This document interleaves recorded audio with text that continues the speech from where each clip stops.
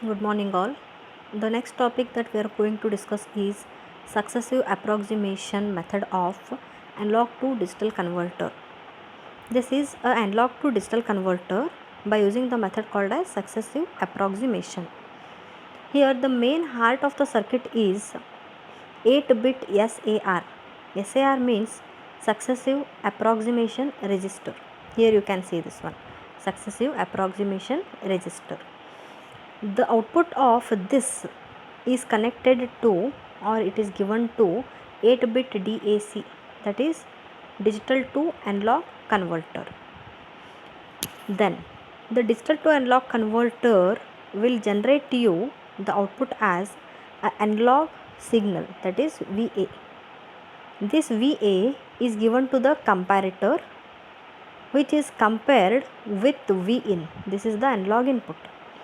VA and Vin are compared using this comparator, and the output of the comparator is again given as input to the 8-bit SAR. Okay, then.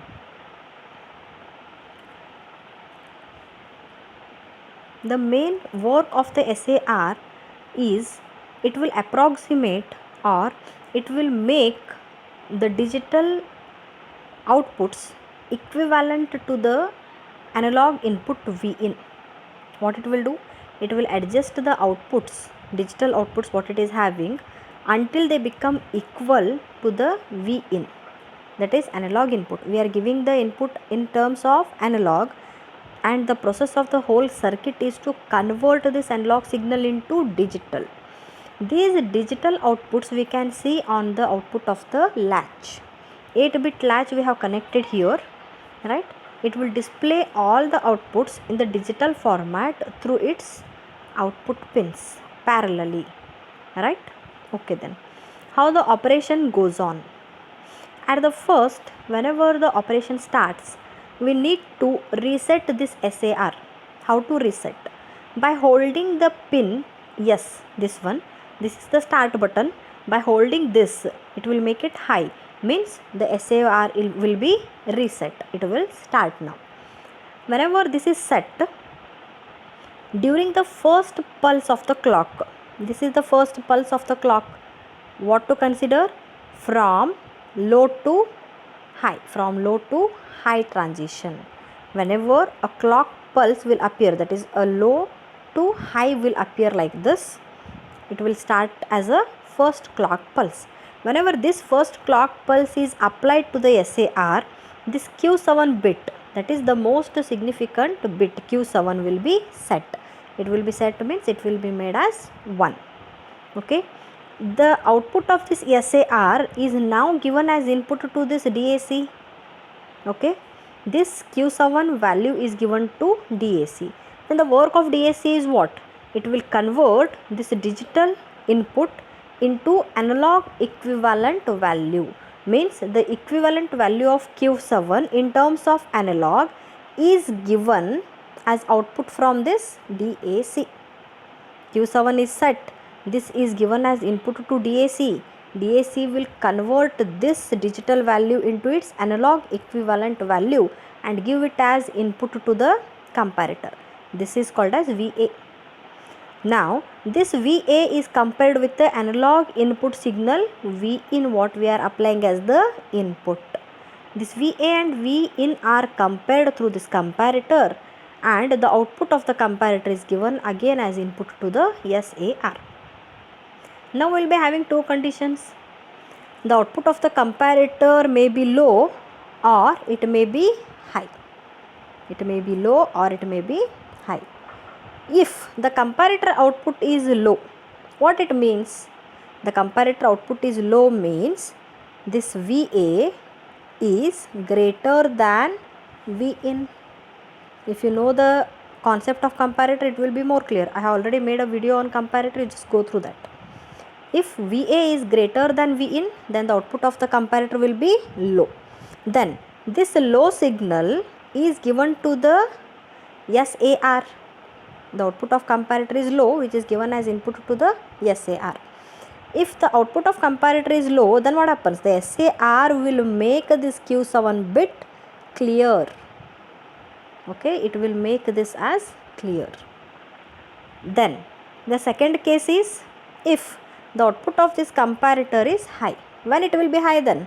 If V in is greater than this VA, the output of comparator is high. If this is high, the SAR will retain the value of Q7, means the Q7 will remain as set only, means it will be set as 1 only. It will not change its value as 0, it will keep it as 1 only when the comparator output is high.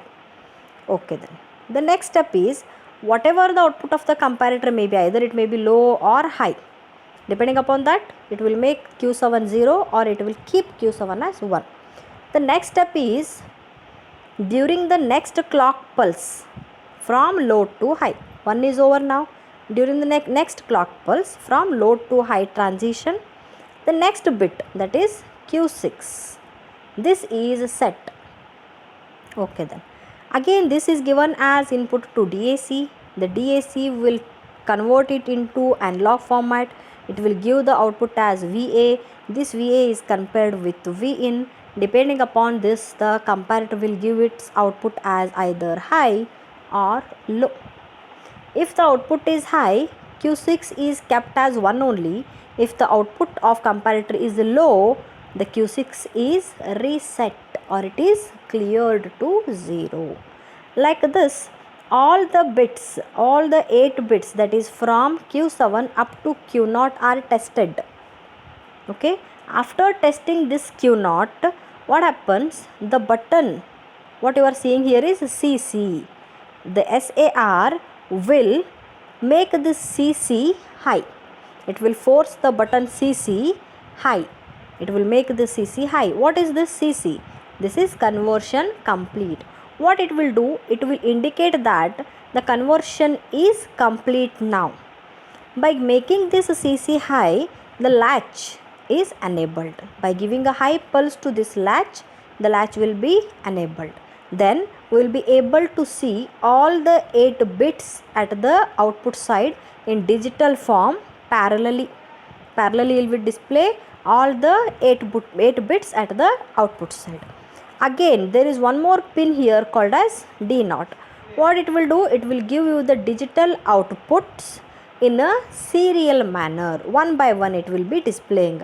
First it will give Q7, then Q6, like this serial manner we will be getting the output here.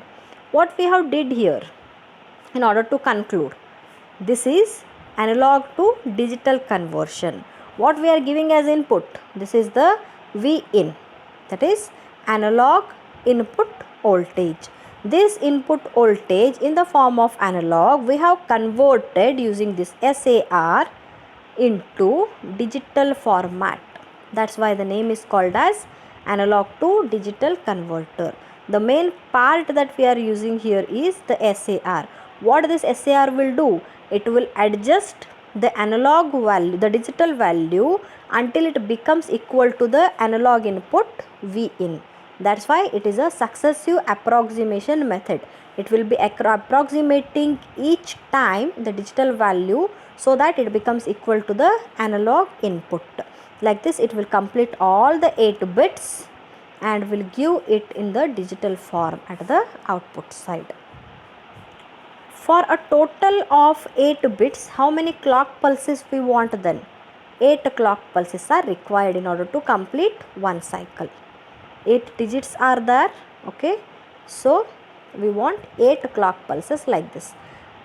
At the start of each clock pulse, that is whenever a clock pulse starts from its low to high, the first bit is selected. Again, for next low to high, the next bit is selected. Like this, all the 8 bits are completed. The cycle will repeat again and again in order to convert the input analog into output digital format. This is all about the successive approximation method of A to D conversion. Hope you have understood the concept. Thank you.